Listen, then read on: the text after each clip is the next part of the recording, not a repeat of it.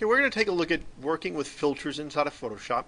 And one thing that I want to keep in mind is my color mode, because not all filters are accessed by each color mode.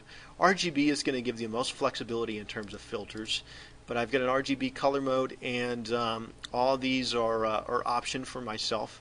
But if I change this color mode to, say, CMYK, and don't flatten, I go down to my filter menu, that I notice that a lot of these are not available for myself. So that's something that I need to be aware of as well.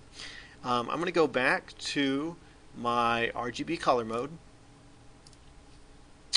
and I've got a copy here. So I'm basically making all of these changes on a copy of that layer, so I can easily go back to my original if needed. Now I also need to keep in mind that my foreground and my background colors, because filters are going to work differently and are going to utilize those foreground and background colors. Not all filters, though, will.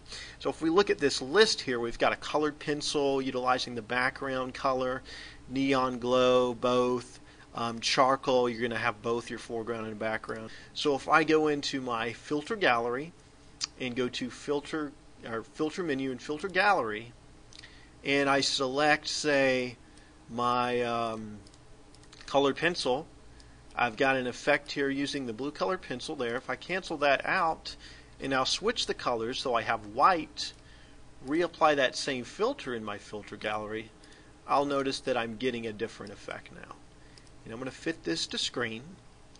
So also what happens here is this is grouped into folders, so each folder is going to house different filters for my thing. The really nice thing about the way Photoshop works is over here on the right hand side I can adjust my parameters for the filter, but I can also create layers for myself. So if I want to stack filters on top of each other, I can do that. So I can come here and add a new layer, go to fill grain, and I wanted to change that out, maybe apply a halftone or a graphic pen to that particular effect. I can very easily do that because I have those stacked on top of each other. Now I can hide those so I can see the effect without those particular filters, or I can stack more on top, and then I can just press OK, and I go back to my original photograph here.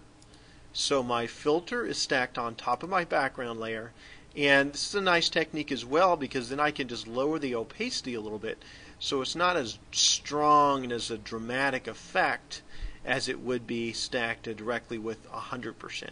So that's a nice way to work with filters, and a couple of things you need to be aware of when doing that. And I encourage you to experiment with all of those filters to find out what they do and how they affect your photograph.